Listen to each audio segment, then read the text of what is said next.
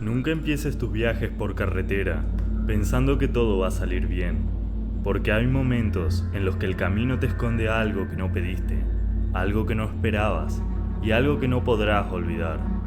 Hay historias que no empiezan con un grito ni con un monstruo, sino con un olor a tierra mojada, con un tanque lleno y con la sensación de que estás siendo visto por alguien que no puedes ver. Esta historia es una de esas, una que puede pasarle a cualquiera, incluso a alguien que no tiene nada que esconder. Un hombre salió de su casa una mañana sin imaginar que antes de que el sol bajara iba a descubrir que alguien había puesto un precio sobre su vida sin avisarle. No llevaba armas, no llevaba nada raro, no tenía enemigos, no quería meterse en problemas. Solo quería manejar un par de horas, desconectarse de la rutina y respirar aire libre. Pero el camino tenía otros planes. Y cuando llegó a ese retén en medio de la carretera, cuando los hombres armados le pidieron que bajara del vehículo, cuando revisaron el baúl y encontraron cosas que él jamás había visto, todo cambió. La parte más aterradora es que él no sabía que estaba viviendo los primeros minutos de un plan que no era suyo. Un plan que alguien más estaba moviendo desde mucho antes que él encendiera el carro. Uno que no podía detener, uno del que no podía escapar. Y lo peor es que incluso cuando creía que ya lo habían dejado ir, su pesadilla apenas estaba empezando. Esta historia no va sobre fantasmas ni demonios, va sobre algo más peligroso, personas reales, personas capaces de borrar a alguien de este mundo sin dejar rastro.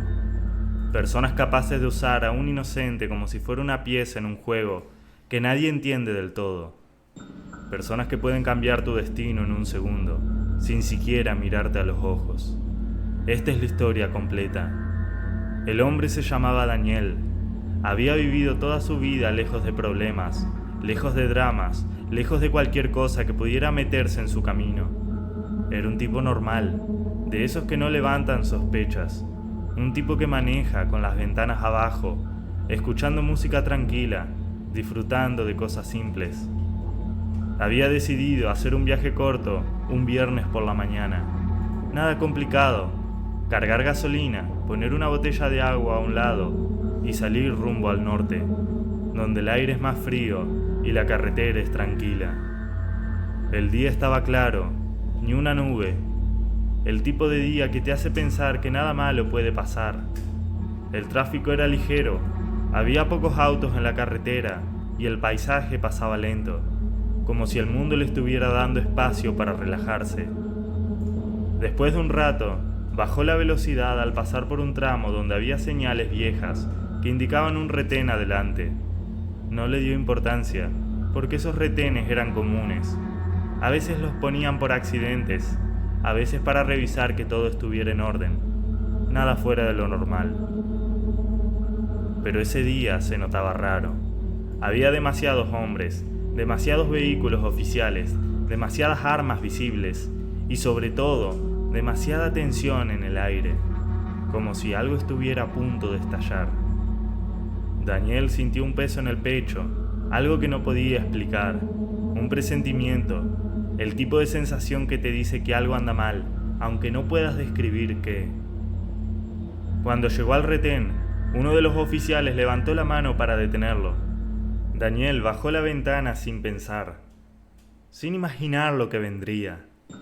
El oficial ni siquiera lo saludó, lo miró como si buscara algo en su cara, como si comparara su imagen con otra que tenía en la cabeza, y luego le pidió que bajara del vehículo.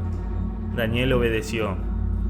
El oficial le pidió su identificación. Daniel se la entregó. Todo seguía normal.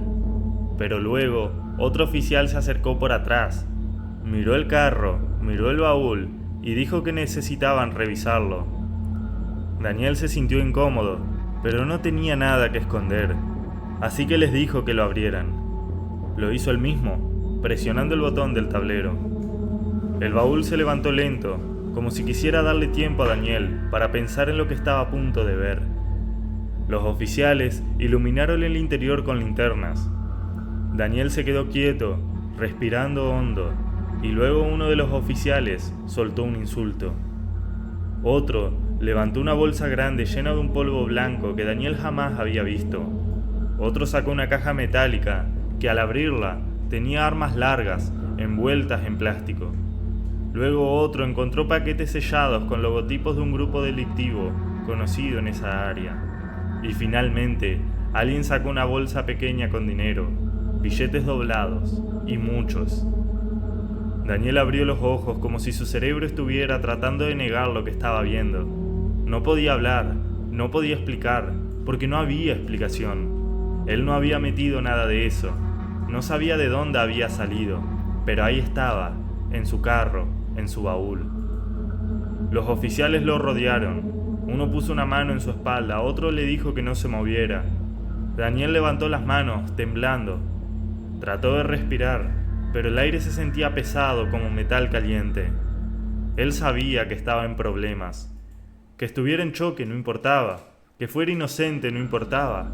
Lo que ellos veían era suficiente para meterlo en una tumba legal o en una tumba real. Pero entonces algo pasó. Antes de que pudieran esposarlo, antes de que terminaran de revisar el vehículo, se escuchó un motor acercándose. Un motor fuerte, agresivo. Un vehículo negro se detuvo a un lado del retén. No tenía placas visibles. Las ventanas estaban polarizadas. Los oficiales, los mismos que estaban listos para arrestar a Daniel, cambiaron su actitud por completo. Bajaron la mirada, enderezaron la espalda. Uno incluso guardó su arma. Del vehículo bajaron 3 hombres vestidos de manera elegante, pero con el tipo de elegancia que da miedo. No eran soldados, no eran policías, eran otra cosa, algo más peligroso.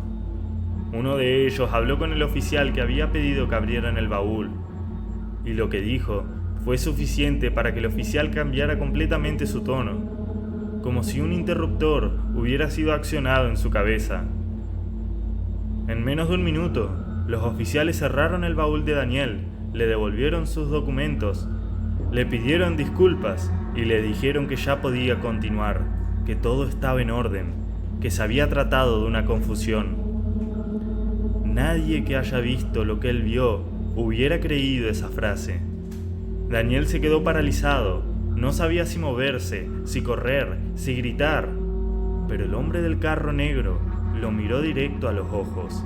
Una mirada de aviso, una mirada que decía sin palabras que si no lo hacía exactamente a lo que le estaban diciendo, esa carretera sería su última. Daniel subió al carro, encendió el motor, sus manos temblaban tanto que casi tira las llaves. Avanzó despacio y cuando pasó junto al vehículo negro, uno de los hombres asintió, no como señal de respeto, sino como un recordatorio, como un mensaje silencioso. Ya sabemos quién eres, ya sabemos dónde estás. Daniel manejó varios kilómetros sin poder pensar. Su respiración era corta, sus manos seguían sudando, y sentía que el mundo se movía alrededor de forma extraña. Cada sombra en la carretera le parecía una amenaza, cada vehículo que pasaba detrás de él lo hacía temblar. No podía quitarse de la cabeza que no sabía cómo habían llegado esas cosas a su baúl, no sabía quién lo había usado, no sabía para qué. Pero cuando el sol empezó a caer, entendió que lo que había vivido en el retén no era el final, era solo el aviso, era solo la introducción al verdadero problema. Detrás de él, a lo lejos, vio luces que no había visto antes. Un vehículo que parecía mantener la misma distancia, la misma velocidad, como si estuviera esperándolo, como si estuviera siguiéndolo sin prisa. Y aunque Daniel aceleraba, el vehículo mantenía el ritmo. No se alejaba, no se acercaba, simplemente lo seguía. La carretera ya estaba casi vacía, el cielo empezaba a volverse naranja, y Daniel sintió, por primera vez, que no iba a salir de esa noche. Lo que vino después fue peor. El camino de tierra terminó en un claro vacío, seco y silencioso. Daniel frenó sin pensarlo. El vehículo negro hizo lo mismo unos metros detrás, sin sirenas, sin luces, sin una sola palabra. Las puertas del vehículo se abrieron despacio. 3 hombres bajaron, los mismos del retén. Caminaban como si ya supieran que él no tenía a dónde ir. Uno de ellos encendió una linterna y apuntó directo al parabrisas de Daniel, cegándolo por un segundo. El hombre que parecía ser el líder levantó la mano, pidiéndole que bajara del carro. No gritó, no amenazó, solo hizo el gesto, como si ya tuviera todo decidido. Daniel abrió la puerta con las manos temblorosas. El aire frío le golpeó la cara. El líder lo miró de arriba abajo y sonrió. Una sonrisa que no tenía nada de humana. Le dijo que no se asustara, que nada de lo que había pasado en el retén había sido un error, que todo estaba planeado, que el baúl lleno de armas y droga no era suyo, pero que a partir de ese momento sí le pertenecía, que su carro ahora era un paquete que él iba a entregar, porque ya habían pasado su nombre, ya habían pasado su ubicación y ya no había forma de salirse. Uno de los hombres abrió el baúl, otro le mostró un teléfono apagado.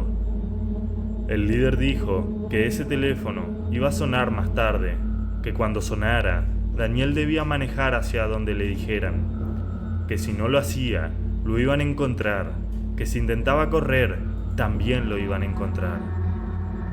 No había gritos, no había golpes, solo órdenes frías que se clavaban más profundo que cualquier amenaza. Después, el líder se inclinó hacia él. Le dijo que todo esto había empezado desde la mañana, cuando él salió de su casa sin revisar su carro, que ya lo estaban siguiendo desde antes del retén, que ya sabían cada vuelta que había dado, y que esa noche, si quería seguir respirando, más valía que obedeciera. El hombre guardó la linterna y se dio la vuelta. Subió de nuevo a su vehículo. Los otros lo siguieron, cerraron puertas, encendieron el motor y antes de irse, el líder bajó la ventana y repitió lo mismo. Ese teléfono va a sonar. El vehículo negro se alejó despacio, levantando polvo, dejándolo solo en medio del claro. Solo, con un carro que no era suyo y con una misión que lo iba a hundir si cometía un solo error. Daniel quedó parado, sin saber si subir al carro o correr al monte, pero el miedo lo sostuvo ahí, clavado, como si el suelo mismo lo hubiera atrapado. Y entonces desde el baúl escuchó un ruido y supo que ya no había vuelta atrás.